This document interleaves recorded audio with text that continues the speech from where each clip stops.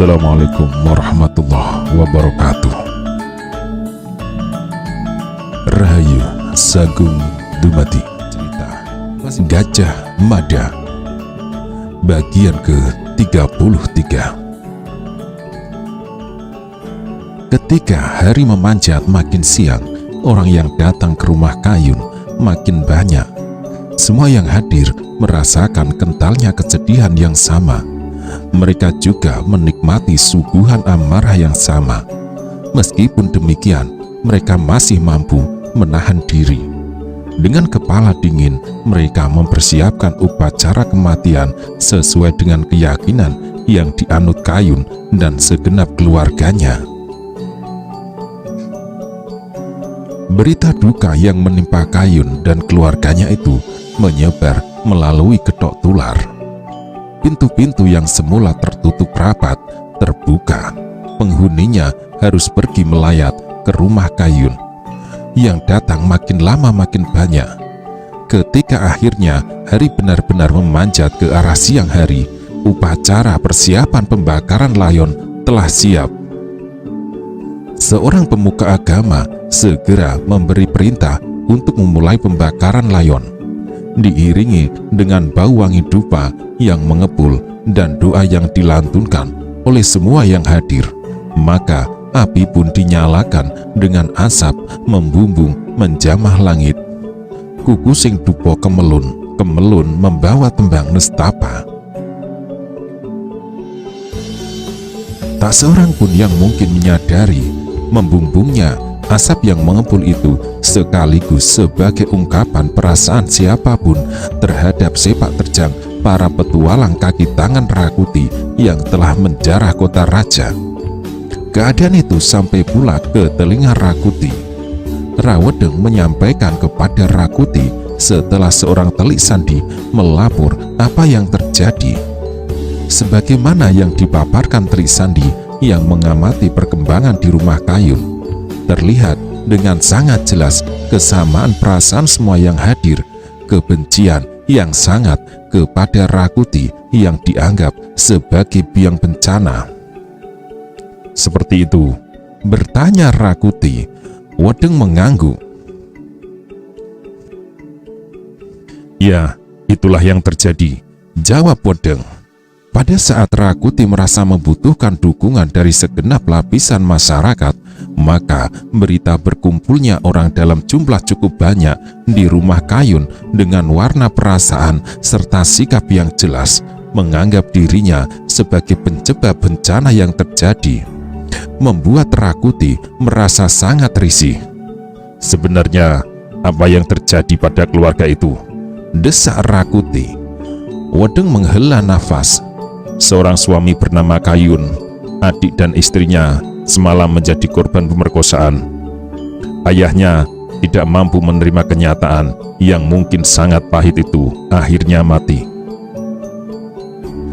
Kayun yang tak bisa menerima kenyataan datang ke istana meminta bertemu denganmu untuk melakukan gugatan.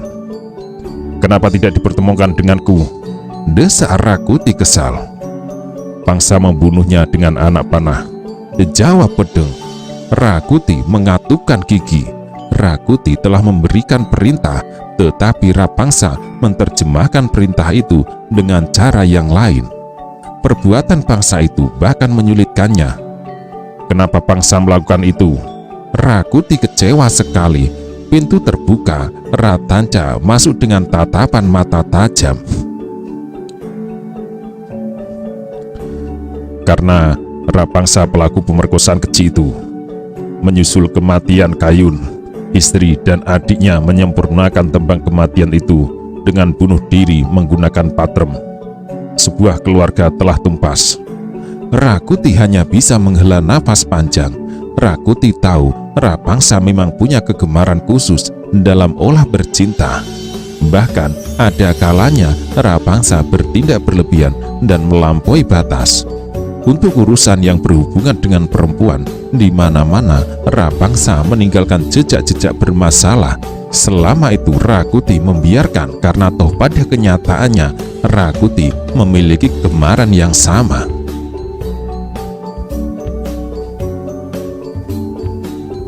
dulu aku mendukung rencanamu, Rakuti," ucap Tanca. "Tetapi kini aku kecewa melihat perkembangan yang terjadi. Semua bergerak tidak terkendali. Perbuatan Rapangsa itu benar-benar terkutuk. Tetapi sebenarnya bukan hanya Rapangsa yang berperilaku mengerikan itu. Dharma Putra Wenisuka yang lain juga." Ratanca menutup kalimatnya bersamaan dengan menutup pintu. Ratanca yang kecewa karena masih menyimpan hati nurani itu melangkah menuju halaman. Di sana Ratanca duduk. Rakuti merasa bayangan buruk mulai mengikuti kemanapun ia melangkahkan kaki. Sebenarnya lah apa yang dicemaskan Rakuti mulai menjadi kenyataan. Apa yang menimpa Kayun dan keluarganya, serta apa yang menimpa banyak orang mulai menyulut kemarahan. Semua orang mulai bertanya-tanya, mempertanyakan apa sebenarnya kemuan Rakuti dengan ulahnya. Api pembakaran layon masih menyala, berkobar mengantar perjalanan Ki Joyo Teles, dua anaknya, serta seorang menantunya menuju pintu gerbang Kasuwargan. Namun, api itu pula membakar kemarahan para penduduk melihat perbuatan keji itu. Nun jauh di langit mendung yang berarak seperti sependapat, di sana matahari mengumbar terinya dengan sempurna. Seorang di antara mereka tidak kuasa lagi mengendalikan diri. Isi dada yang tertahan itu akhirnya meledak juga. "Apakah kita menerima begitu saja keadaan ini?" teriaknya dengan amat lantang tetapi serak. "Apa kesalahan yang dilakukan Ki Joyo Teles? Apa yang dilakukan Kayun bersama adik dan istrinya, hingga ada orang yang sanggup berbuat begitu keji pada mereka?" Hening menggertaki, senyap menyelinap. Persoalan yang dilontarkan itu memang memancing sebuah pertanyaan. Yang mengalami nasib buruk bukan hanya Ki Joyo Teles dan seluruh keluarganya, tetapi kekejaman dan kekejian para petualang itu juga menimpa orang lain. Hal itulah yang melahirkan pertanyaan, mau Rakuti itu apa? "Bagaimana kalau kita melakukan PP?" bertanya seseorang. PP adalah sebuah bentuk unjuk rasa yang terpaksa dilakukan jika seseorang atau sekelompok orang merasa tertindas. Dalam persoalan yang mereka hadapi, beranikah mereka melakukan PP di saat para petualang itu bisa melakukan tindakan yang paling beringas? Tak seorang pun yang menanggapi pertanyaan itu. "Aku akan melakukan PP," lanjut orang itu lantang. "Yang berani, ayo ikut aku. Sebaliknya, jika tak berani tidak perlu memaksa diri. Namun demikian, aku ingin mengatakan bahwa jumlah kita cukup banyak untuk menyuarakan perasaan kita yang terluka ini. Aku sependapat." Seorang pemuda yang lain bersuara dengan tidak kalah lantangnya. "Kita lakukan PP." Tak ada yang memberi perintah, akan tetapi ketika seseorang bergerak, maka yang lain pun mengikuti di belakangnya. Jumlah penduduk yang merasa disakiti hatinya itu cukup banyak. Mereka bergerak beriringan menuju istana. Dampiak-dampiak bagaikan perjalanan lampor di waktu malam. Dengan cepat jumlah mereka berlipat. Jumlah mereka yang cukup banyak itu menyebabkan keberanian mereka tergugah. Jika pada mulanya mereka ketakutan dan memilih bersembunyi di rumah, melihat betapa banyak orang yang berada dalam barisan itu, mereka tidak peduli dengan apapun yang terjadi. Bahkan mereka yang menguji diri di rumah segera keluar dan ikut bergabung. Di sisi yang lain, berita akan adanya PP itu segera menjalar ke segenap sudut kota. Tidak diketahui siapa yang melakukan, tetapi memang ada orang penyebar berita itu, sehingga dengan cepat semua orang di sudut-sudut kota raja dari ujung ke ujung mengetahui bencana mengerikan yang menimpa Kayun dan segenap keluarganya mengundang belas kasihan. Mereka yang mendengar peristiwa menyedihkan itu segera keluar dan berbondong-bondong menuju alun-alun. Di tempat itu, mereka akan mengadakan unjuk rasa atau PP melalui cara berjemur diri di bawah sinar matahari. Makin lama jumlah mereka makin banyak. Tidak hanya pria, bahkan para wanita ikut menyuarakan teriakan hatinya. Semua marah, semua tidak bisa menerima perbuatan keji itu. PP atau berjemur diri memang lazim digunakan oleh para kawula Majapahit yang merasa tidak mendapat keadilan. Dalam pemerintahannya, Kertarajasa Jayawardana selalu memperhatikan mereka yang melakukan PP. Hal yang dilestarikan pula oleh Srijaya Negara. Mereka yang melakukan PP biasanya dipersilahkan naik melakukan PP. Raja yang didampingi para Dharmadiaksa Kasagotan memutuskan persoalan mereka dengan adil dan bijaksana. Para prajurit kaki tangan Rakuti hanya memperhatikan. Mereka tak berani melakukan sesuatu karena Rakuti baru saja menurunkan perintah yang tegas kepada prajurit untuk tidak melukai hati para kawulo. Berita mengenai orang-orang melakukan PP itu sampai pula ke telinga pimpinan Dharmaputra Winesuka. Merah padam wajah Rakuti mendengar laporan itu. Rakuti makin jengkel. Rakuti merasa dikelilingi orang-orang yang bodoh, orang-orang yang tidak bisa diandalkan, yang selalu mengganggu langkahnya, menjegal semua rencananya. Kau lihat perbuatanmu, Rakuti berkata sangar.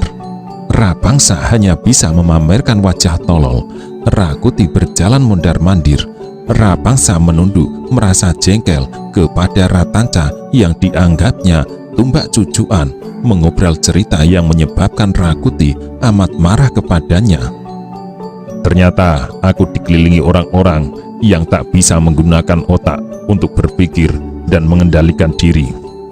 Orang-orang yang mestinya aku andalkan malah menyulitkanku. Goblok semua.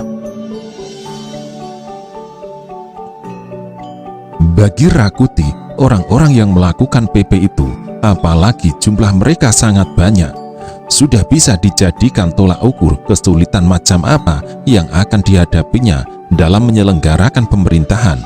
Menjadi raja benar sebagaimana dikatakan Ratanca, harus mengakar kuat dengan mendapat dukungan rakyat. Jika rakyat tidak menyukainya, pemerintahan yang dilakukannya harus menggunakan tangan besi.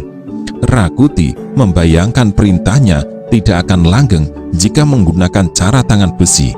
Apalagi di luar sana, Bayangkara sedang mengintip, mencari celah kesempatan untuk melontarkan balasan.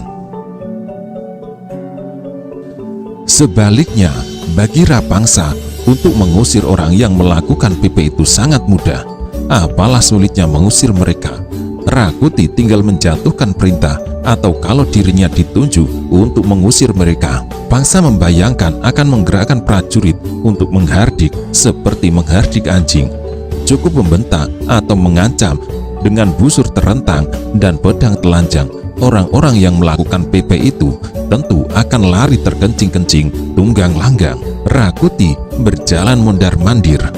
Ratanca yang semula berada di ruang itu beranjak akan pergi. Tunggu, cegah Rakuti. Jangan pergi. Ratanca menoleh. Berikan pendapatmu, ucap Rakuti. Apa yang harus aku lakukan menghadapi orang-orang melakukan PP itu? Ratanca sebenarnya enggan memberikan pendapatnya. Berulang kali Ratanca berbicara, tetapi selalu diabaikan. Kini setelah keadaan benar-benar buruk, barulah suaranya dibutuhkan. Kau telah kalah, ucap Ratanca. Mulai sekarang, mulailah membayangkan banjir bandang akan berbalik menggilasmu. Jangan meremehkan orang-orang yang melakukan PP itu. Jika kau lukai perasaan mereka, sebagaimana kau lukai perasaan pemuda yang bernama Kayun dan keluarganya, gelombang kebencian akan menghantammu. Raja mestinya dicintai oleh rakyatnya, tetapi apa yang kau ciptakan? Kau ciptakan kebencian. Semua orang menatapmu dengan mata melotot. Jadi, Apakah yang masih kau harapkan? Pemerintahanmu, pemerintahan pemerkosa. Lihat apa yang dilakukan Rapangsa terhadap Kayun. Apakah itu wujud pengayom yang kau berikan kepada rakyat Wilwotikto? Kurasa kau belum menanyai Rapangsa. Apa yang dilakukan terhadap keluarga Kijoyo Teles, terhadap anak gadis serta menantunya? Rapangsa mendongak. Nyaris saja Rapangsa meloncat menghajar Ratanca. Sebaliknya, Rakuti yang sudah terbiasa dengan cara Ratanca yang sudah bicara belak-belakan apa adanya hanya bisa termangu. Rakuti jengkel, kepalanya mulai berdenyut disergap pusing yang entah datang dari mana. Rakuti berjalan mondar-mandir. Rakuti harus memeras otak untuk menghitung dan mempertimbangkan berbagai hal dan kemungkinan. Rakuti ingin keluar menemui mereka yang melakukan PP. Tetapi Rakuti menyimpan ngeri membayangkan Bayangkara menyelinap di antara mereka yang melakukan PP. Bisa saja sebilah pisau terbang melayang deras ke arah tengkuknya. Lebih jauh Rakuti membayangkan kesulitan yang akan dihadapinya pada jangka panjang. Melihat keadaan yang ada, para kawulo lebih cenderung berpihak kepada Jayanegara daripada kepada dirinya. Jika rakyat membencinya, dengan mudah Jayanegara melalui Bayangkara akan memainkan perannya. Agar langgeng menjadi raja harus dicintai dan didukung rakyatnya. Sebaliknya, jika kebencian dan ketakutan yang ada, apakah yang bisa diharapkan dari keadaan itu? Manakala memusatkan perhatian akan hal itu, Rakuti makin jengkel kepada Rapangsa yang dianggapnya bodoh, tak menggunakan otak dalam bertindak. Pangsa mengumbar nafsu dirinya yang terkena getahnya. Aku terima gambaran yang kau berikan, Tanca. Rakuti berbicara. Aku bisa membayangkan apa yang kau paparkan. Untuk semuanya itu, aku tak menolak. Perhitunganmu memang benar. Oleh karena itu, dalam keadaan seperti ini, beri aku pemecahan. Apa yang sebaiknya dilakukan? Ratanca tersenyum sinis. Jika kau ingin meredam mereka yang melakukan PP itu, ucap Ratanca, penuhi saja apa yang mereka inginkan. Bersamaan Rapangsa dan Rakuti menoleh kepada Tanca. Apa yang mereka kehendaki? Lanjut Rakuti. Ratanca menggeleng-gelengkan kepala, tak habis mengerti melihat Rakuti seperti tidak bisa berpikir lagi. Bahkan untuk menebak apa keinginan mereka yang melakukan PP itu harus bertanya kepada dirinya. Padahal persoalannya amat jelas, keinginan mereka amat jelas. Tanca menggeleng-gelengkan kepala. Apa yang mereka inginkan? Desak Rakuti. Mereka ingin siapapun orangnya. Jawab Tanca. Yang telah melakukan perbuatan keji itu harus mendapat hukuman. Pelaku perbuatan biadab yang menimpa Kayun dan keluarganya, juga perbuatan keji yang menimpa para penduduk harus mendapat hukuman. Itulah tuntutan mereka. Rakuti terdiam. Rakuti menoleh Rapangsa. Rapangsa sangat tidak senang. Tuntutan mereka sudah jelas. Lanjut Tanca. Sekarang bergantung kepadamu bagaimana menghadapi tuntutan itu. Ada beberapa pilihan yang bisa kau ambil. Bisa saja kau kerahkan pasukan untuk mengusir mereka. Mereka itu hanya rakyat jelata yang pasti akan terbirit-birit apabila dihadapkan dengan prajurit bersenjata. Pilihan yang lain, barangkali perlu kau pertimbangkan tuntutan mereka. Penuhi keinginan mereka. Pelaku tindak perbuatan keji itu kau serahkan kepada mereka. Kalau dua kemungkinan itu sama-sama menyulitkanmu, masih ada pilihan lain yang bisa kau ambil. Rakuti merasa isi dadanya seperti akan berderak. Dua jawaban yang diberikan Ratanca itu bukanlah pilihan menyenangkan. Mengusir mereka yang melakukan PP di alun-alun tentu akan berakibat buruk. Untuk jangka panjang, citra Rakuti akan rusak karena pemerintahannya dianggap sebagai pemerintahan tangan besi.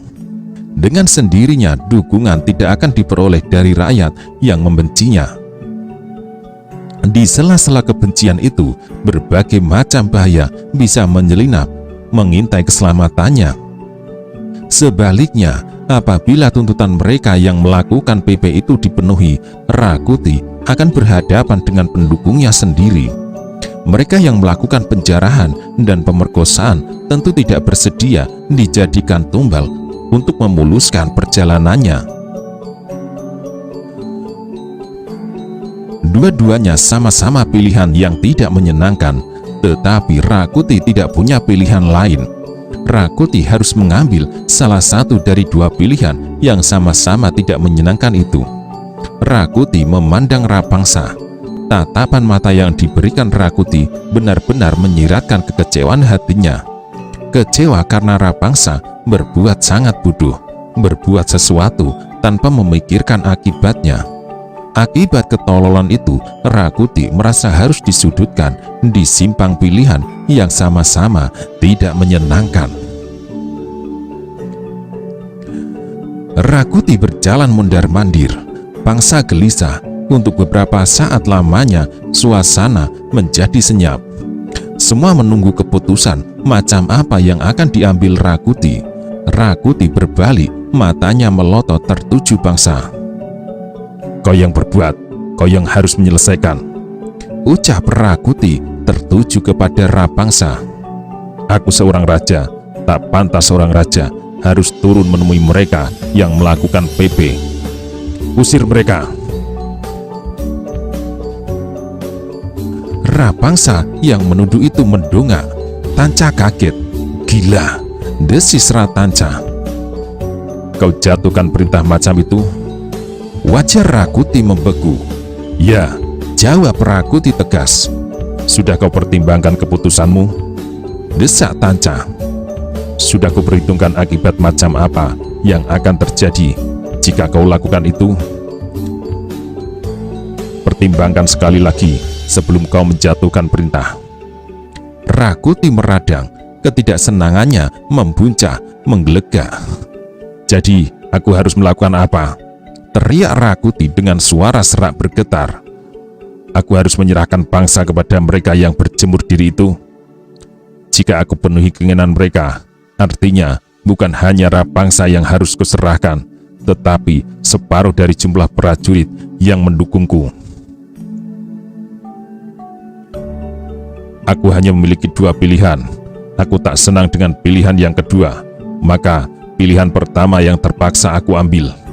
Mereka yang melakukan PP itu harus mendapatkan pelajaran pertama untuk tidak mencoba mengutik-utik kekuasaan Rakuti." Ratanca terdiam. Nafas Rakuti mengombak. "Keluar kau Pangsa!" teriak Rakuti. "Usir mereka yang mencoba menggugat kekuasaanku itu." Rapangsa melirik sekilas kepada Tanca, lengkap dengan perasaan tak senangnya. Pangsa kemudian bergegas keluar dari bilik itu untuk melaksanakan perintah yang baru diterimanya. Dengan langkah sigap, ia meninggalkan tempat itu dengan tidak lupa menyambar senjatanya. Senjata itu diangkatnya dan diacungkan ke wajah Tanca. Ratanca cemas, tetapi Ratanca tidak bisa berbuat apa-apa. Rapangsa yang menggenggam perintah segera bertindak. Pasukan disiapkan dalam pacak baris lengkap dengan tameng dan anak panah serta tombak yang mencuat bagi jati ngarang. Setelah segalanya siap, Pangsa memimpin pasukan itu bergerak ke alun-alun. Tidak sekedar bergerak, karena pasukan itu pasang gelar perang yang cukup mendebarkan. Di Rada Meta atau Gajah Ngamuk, seolah bangsa ingin mengatakan jika mereka yang melakukan PP itu tidak mau minggat, maka mereka akan berhadapan dengan Gajah Ngamuk. Orang-orang yang melakukan PP berdebar-debar. Semula mereka menyangka dengan dilakukannya PP itu, Rakuti akan keluar menemui mereka. Namun jawaban yang diperoleh ternyata tak seperti apa yang dibayangkan. Bukan Rakuti yang keluar menerima gugatan yang mereka teriakkan, tetapi justru pasukan yang bahkan dipimpin oleh orang yang selama ini dianggap harus bertanggung jawab terhadap kekejian yang menimpa Ki Joyo Teles beserta keluarganya. Lebih dari itu, pasukan itu bahkan pasang gelar perang seolah menghadapi musuh yang berbahaya. Gila, desis salah seorang dari mereka. Mereka menganggap kita ini sebagai apa? Orang-orang yang melakukan PP terbungkam. Tidak seorang pun yang mampu membuka mulut karena sedemikian besar pesona yang menyergap mereka. Jika selama ini Jaya Negara selalu mengundang siapapun yang melakukan PP ke setinggil Baliwitana untuk didengar apa kemauannya, sebaliknya ini justru pedang dan tombak digunakan menghadapi mereka. Keadilan yang mereka tuntut berhadapan dengan busur yang direntang, siap menabur anak panah. Hanya butuh waktu yang amat singkat, Rapangsa telah menata pasukannya siap menghadapi apapun. Dengan senyum sangat sinis, Pangsa menabur pandang menyapu mereka yang hadir. Rapangsa bahkan berpikir jika mereka yang berunjuk rasa itu tidak mau meninggalkan alun-alun, maka dengan terpaksa Pangsa akan menggunakan senjata untuk mengusir mereka dari tempat itu. Aku membawa perintah Sang Prabu Rakuti, berteriak Rapangsa dengan suara sangat lantang, namun serak bagi burung gagak. Sang Prabu Rakuti sedang sibuk, tidak bisa diganggu oleh urusan sepele seperti ini. Kalian diminta pergi meninggalkan tempat ini. Suara Rapangsa yang lantang itu mampu membuat suasana yang semula hiruk-pikuk menjadi hening. Semua mata yang melakukan PP terarah kepada Rapangsa. Itulah orangnya yang dengan kejam membunuh Kayun. Kebencian yang ada mendadak menggelegak, membutuhkan penyaluran. Walau mereka dihardik dengan ancaman, mereka memiliki keberanian yang entah datang dari mana. Mereka bergeming di tempatnya. Kalian harus pergi, berteriak Rapangsa dengan suara parau. Atas nama Prabu Kuti, kuperintahkan kalian untuk meninggalkan tempat ini. Pangsa menjadi heran. Perintah itu mestinya menyebabkan mereka takut, bahkan lari terbirit-birit berhamburan. Namun, apa yang dihadapinya tidak seperti yang diharapkannya. Mereka yang melakukan PP itu malah memandang penuh kebencian, bahkan beringas. Hukum gantung pemerkosa itu. Tiba-tiba terdengar teriakan lantang berasal dari tengah-tengah mereka yang melakukan unjuk rasa. Suara itu merangsang, membakar keberanian mereka. Maka yang terjadi kemudian adalah suara gaduh. Merah padam wajah Rapangsa yang menjadi sasaran caci maki. Rapangsa segera memberi isyarat kepada anak buahnya untuk bersiap diri. Aku meminta kalian mundur, teriak Rapangsa. Namun suaranya tenggelam oleh hiruk-pikuk yang terjadi. Rapangsa menjadi gugup. Rapangsa tak menyangka penduduk yang terluka hatinya itu sanggup mengesampingkan rasa takut, bahkan mendekatinya. Apa boleh buat, Rapangsa segera memberikan perintah kepada pasukan panahnya untuk mengangkat busur. Namun, kemarahan penduduk yang merasa diinjak-injak martabat dan harga dirinya itu tak gentar oleh ancaman. Entah siapa yang memulai, tiba-tiba sebuah batu melayang. Salah seorang tetangga Kayun yang tidak bisa menahan kemarahan melempar batu sekepalan tangan ke arah Rapangsa. Batu itu melesat tidak mengenai Rapangsa, tetapi menghajar salah seorang prajurit tepat mengenai keningnya. Prajurit itu terpelanting dengan luka yang sanggup mengantarkan untuk tak sadarkan diri. Apa yang dilakukan tetangga Kayun itu menjadi gagasan yang segera ditiru oleh lainnya. Maka terjadilah hujan batu, susul menyusul tiada henti, terarah kepada Rapangsa dan anak buahnya. Hujan batu itu benar-benar tak terduga, membuat bangsa kelabakan. Rapangsa segera memanjakan kemarahannya. Rapangsa mengesampingkan pertimbangan apapun. Tanpa beban, Wene Suka Brangasan itu menjatuhkan perintah untuk membalas hujan batu itu. Maka terjadilah pembantaian itu. Anak panah berhamburan melesat memburu sasaran. Orang-orang yang melakukan PP itu benar-benar menjadi sasaran empuk dan dibikin kalang kabut. Jerit kesakitan serta teriakan marah berbaur menjadi satu. Amat beringas Rapangsa dan anak buahnya dalam bertindak seolah yang mereka hadapi bukan orang yang melakukan PP untuk menuntut keadilan, tetapi musuh yang berbahaya. Jerit kesakitan mereka yang terluka justru memancing Rapangsa dan anak buahnya bertindak lebih ganas lagi. Malang benar mereka yang berunjuk rasa itu, mereka yang melakukan PP itu menjadi sasaran empuk. Mereka yang terkena sambaran anak panah segera jatuh bergelimpangan. Ada yang sekedar kesakitan, ada pula yang sekarat, bahkan mati. Mereka yang melakukan PP sama sekali tidak menduga bakal mendapat sambutan yang ramah seperti itu.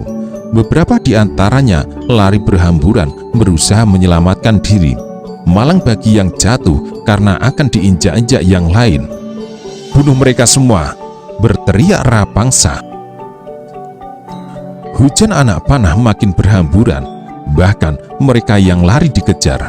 Beruntunglah yang bisa berlari cepat kemudian menyelinap di antara rumah-rumah penduduk. Sebaliknya, hal yang sangat buruk menimpa beberapa orang yang lain. Dengan kejam, para prajurit petualang kaki tangan Rakuti membantai orang itu. Apa yang terjadi itu sungguh tidak terduga, sekalipun menjadi tontonan yang menyentak hati nurani sekelompok prajurit yang menyaksikan dari arah yang lain. Kelompok yang tidak mendapat tugas mengusir orang yang melakukan PP itu. Gila, apa yang mereka lakukan?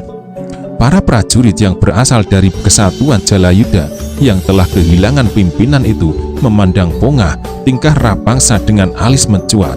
Sebagai seorang prajurit yang mestinya berjiwa kesatria, lebih-lebih sebagai manusia yang punya hati nurani, mereka melihat perbuatan bangsa itu benar-benar keterlaluan dan berlebihan. Meski semua diam memandang apa yang terjadi, bisa dibaca dengan jelas gejolak macam apa yang mengharu biru mengacak-ngacak nurani mereka. Perbuatan Rapangsa itu bertentangan sekali dengan nurani mereka. "Kenapa jadi begini?" desis salah seorang dari prajurit itu. Prajurit Jalayuda yang lain menggertakkan gigi. "Jelas ada yang salah," jawab lainnya. "Kita berada di tempat yang salah. Tak seharusnya kita berada di sini."